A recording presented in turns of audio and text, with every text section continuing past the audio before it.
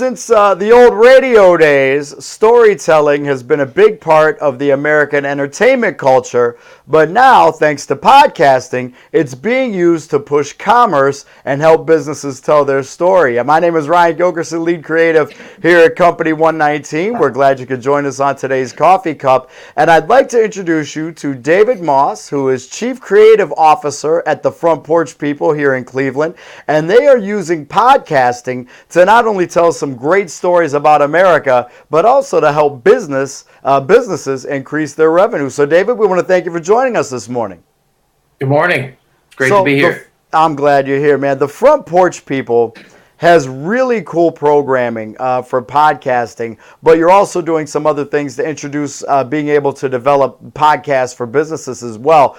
Tell us a little bit about how the Front Porch People came together and what started this vision of a podcasting network. Well, sure. Our founder, Joan Dolan Andrews, was involved in radio for a number of years. She got into streaming radio with Lake Effect.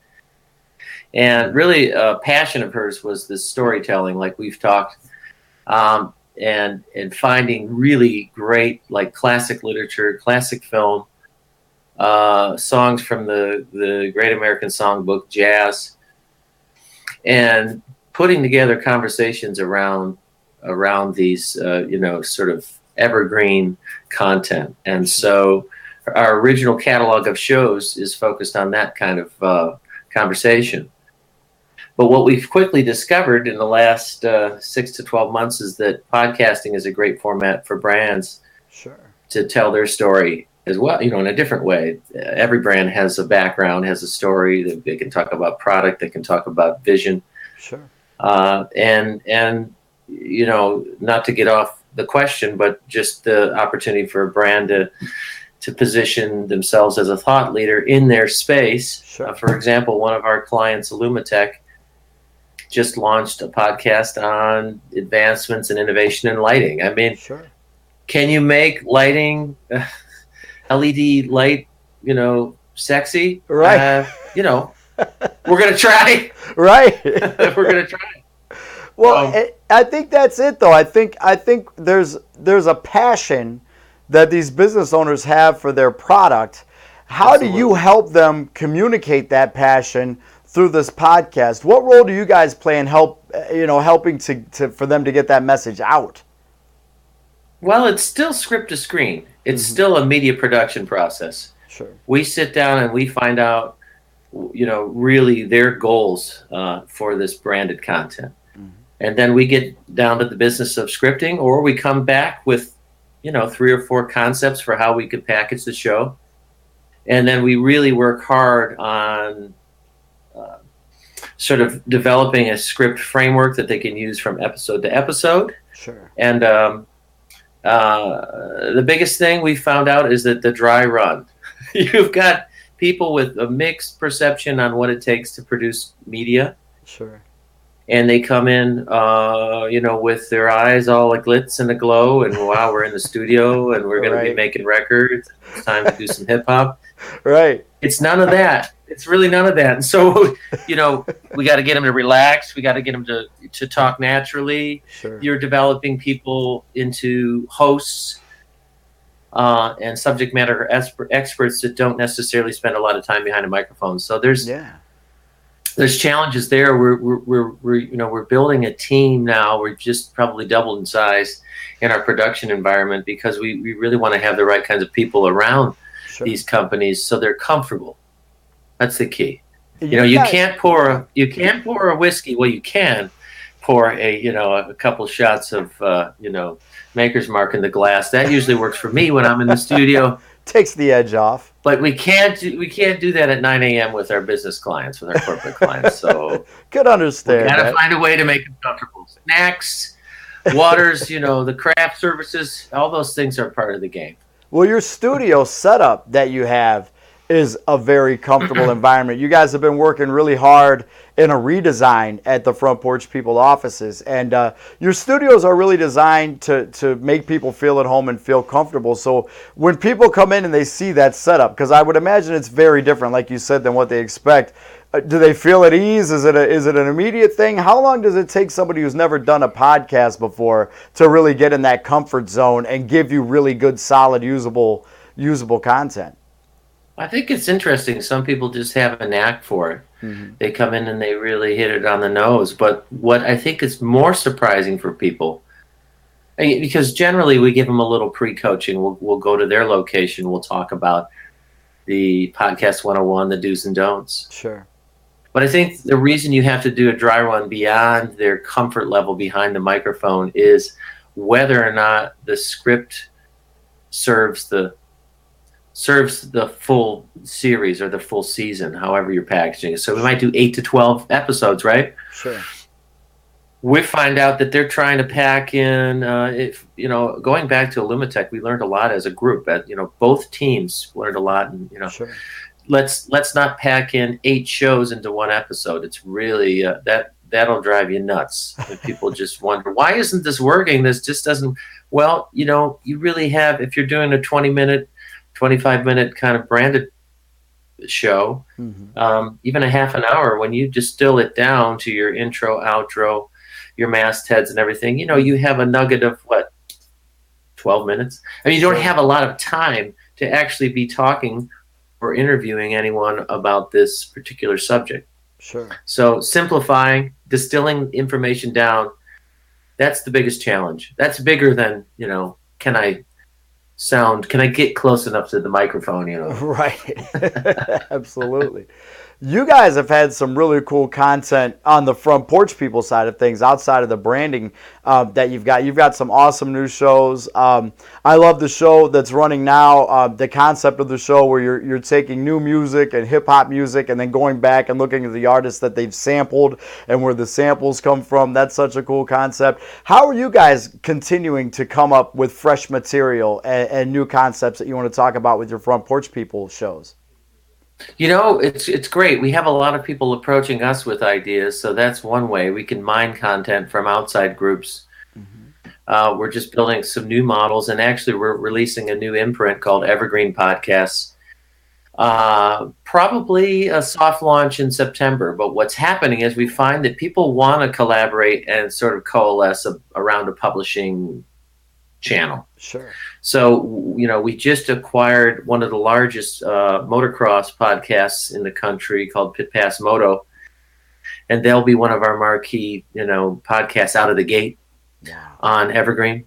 We've got some more contemporary podcasts because, as you know, there's kind of a different model for Front Porch. We're looking to build kind of a like-minded social media, sort of a social network with some premium content behind a paywall or behind a membership wall. And a lot of the content that comes up, over lunch on a napkin after hours mm-hmm. isn't really fitting that catalog model. So we're going over to Evergreen with a number of shows. We've got other folks that have come in recently. We signed a partnership with Twin Sisters. Okay. Out of Akron, and they're a very successful children's content company. Okay. And they have over 800 audiobooks and shows that they're going to want to convert for podcasts for distribution on our Evergreen network. So already we're talking to a major international music talent, actually working with him today to present some ideas for a show. A former NFL quarterback. I mean, it's incredible, the people that are just sort of, it's like it is, but we're going to hold on to it as long as we can. Yeah, absolutely. Ride that one out for sure. And the name of the game is catalog, but it's also experimentation. So we spun off a contemporary news program. I'm actually the voice talent for the program. It's called Retrotone.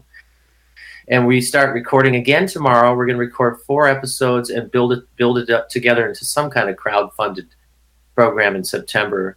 Very cool. But it's very unique, and it's probably our most potentially viral content. It's actually a daily news bite read in the tone of movie tone, the old World War II era Sure. mid-Atlantic dialect, but we're reading contemporary headlines and just peppering it with as much humor as possible in 5 minutes. That sounds really cool. So, What a great concept. I look forward to seeing more on that. Speaking of voice talent, you've got some incredible people on your team and with the podcast that you're doing that sound great. How much of a crossover is there for the talent that you have doing shows for you and then doing the business content? Are businesses coming to you saying, hey, can you supply a voice talent? I don't want to talk about it. I'll help you write it. I'll come up with the concept, but can you give me somebody that can do the podcast for us? Is there any crossover between the two? I think so. I think, again, you want to offer those options. Some groups want to do their own scripting. Some groups have the whole cast of characters ready to go. Yeah. But I do think it's a challenge when they realize how much coordination that requires. For sure. So we have one financial client that's, we're really navigating how do we acquire the right guest talent? How do we get the subject matter experts? One of our podcasts, we were so fortunate to get, here we had Seth Godin and just a whole cast of subject matter experts that were just almost beyond belief. But most people in a business environment have limited bandwidth. So we need to be able to offer that. Hey, yeah, we got the voice talent. We're very fortunate to have some strategic relationships with some of the larger music studios and houses. We've got composers and multi-platinum producers on our staff now that can do original score. That can do, because that's always an issue. Licensing is a huge issue. We're going to run into it more and more. This one that you mentioned, Riffs on Rich, which launches in October. Sure. We're talking about samples. We're talking about music. So licensing suddenly becomes more of an issue. Yeah, absolutely. So we can help people with that. Yeah. And then they ask us, well, how do we distribute? What about distribution? And that's a whole other game. Right. So we can offer the different expertise. And we're even learning, some hacks on reach, programmatic buying, digital buys, digital display, everything we got to do with Google. Sure. Absolutely. Put the Google hat on. And that changes every week. On top of everything else, Google changes its mind every week on that stuff too. So that complicates things. I mean, there's a little bit of a mystery. There's a little bit of luck involved in this game, I think. I agree. But we feel like the better content we can create, we really one of the things I think we'll be known for is the highest production values that we can bring to market.